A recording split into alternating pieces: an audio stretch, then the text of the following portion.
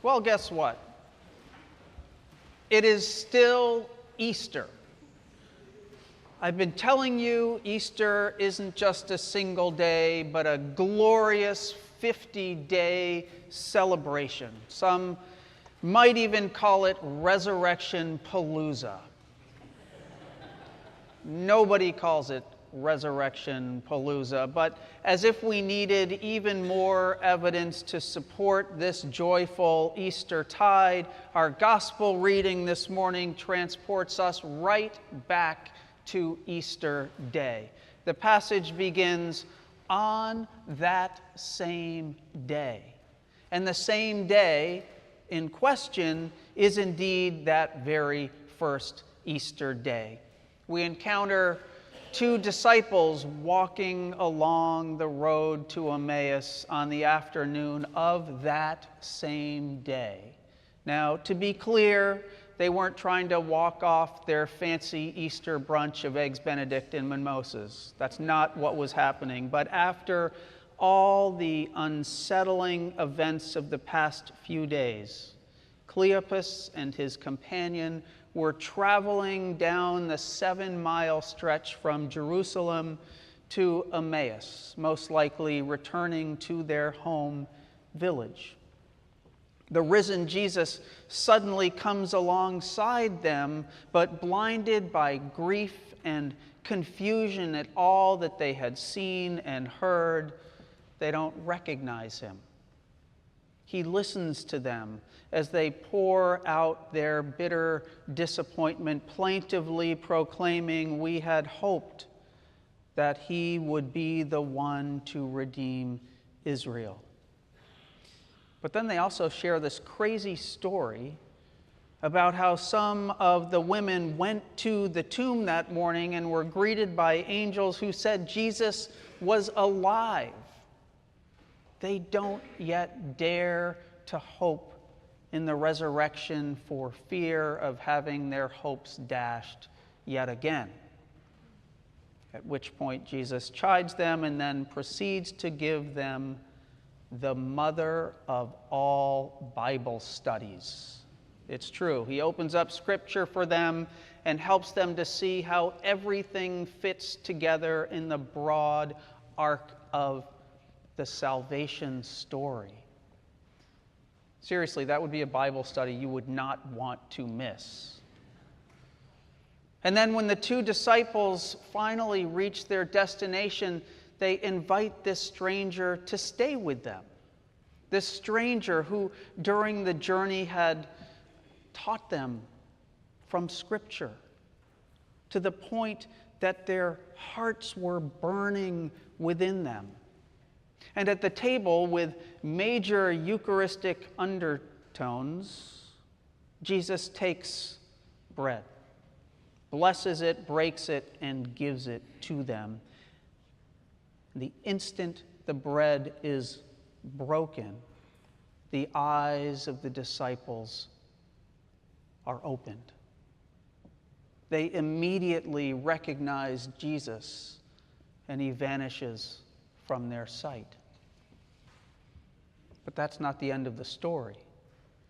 Cleopas and his companion immediately turn around and get back on that road and head to Jerusalem to share the good news of the risen Christ with the other disciples.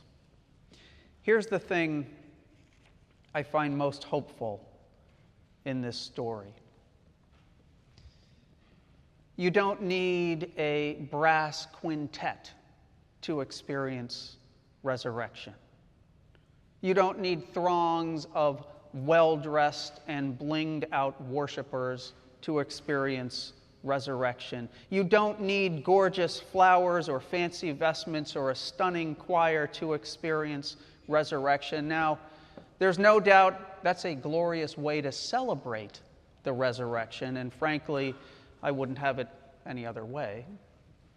But experiencing resurrection, allowing the risen Christ into your life, being transformed by encounter with Jesus, so often happens in the quiet, intimate moments, away from the crowds, beyond the fanfare, along the lonely roads of life. That's where the risen Christ seeks you out.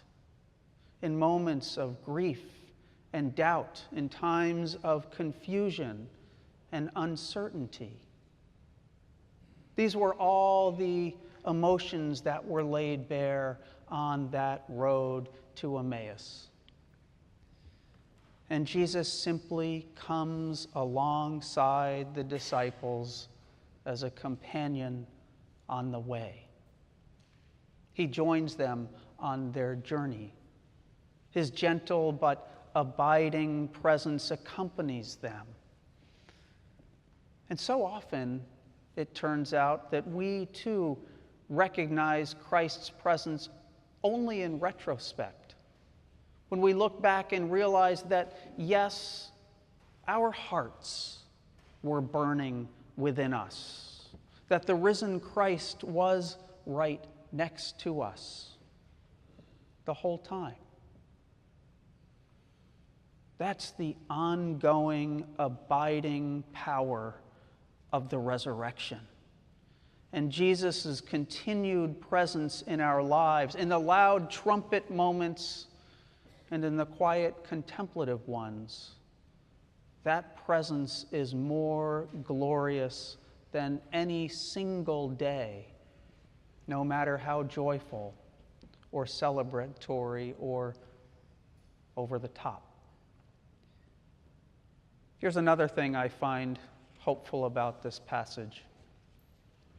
I find it fascinating that the one named disciple in this story is some random disciple named Cleopas.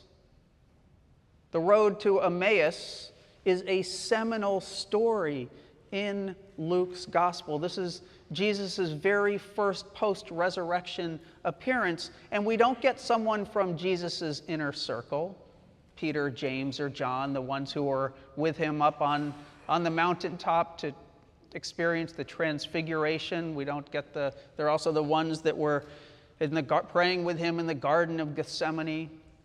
In fact, we don't get any of the 12 apostles, or by this time 11 because of the Judas thing, but you know what I mean. No, we get Cleopas, a B-list disciple at best, who's not mentioned anywhere else in all of Scripture. Cleopas is the ultimate biblical one-hit wonder. But this is a reminder that Jesus shows up for ordinary people, walking down ordinary roads, doing ordinary things, just trying to make sense of it all. And I find that deeply encouraging. And Cleopas's companion isn't even named at all. People have speculated that he and Cleopas were simply good friends and fellow disciples. Some have even suggested the unnamed disciple was his wife. But for me, the most hopeful understanding is that the unnamed disciple is you and me. That we are the unnamed disciple. Because that puts us right smack dab into the middle of the salvation story, which is exactly where we belong. Because we aren't just passive observers of the resurrection, but engaged, active, and transformed participants in it. And again, that's the ordinary, everyday power of the resurrection. An important part of this whole Easter miracle is that it wasn't limited to the first Christians, to the actual witnesses of the resurrection, to people who just happened to be born about the same time as Jesus. Because Christ is alive, like Cleopas and his companion on that road to Emmaus, we too come face to face with the risen Christ. Through prayer, through worship, through the sacraments of the church. Speaking of which, I'll end with a brief word about those Eucharistic overtones. In this story, Jesus is made known to the disciples in the breaking of the bread, just as Jesus is made known to us in the breaking of our communion bread.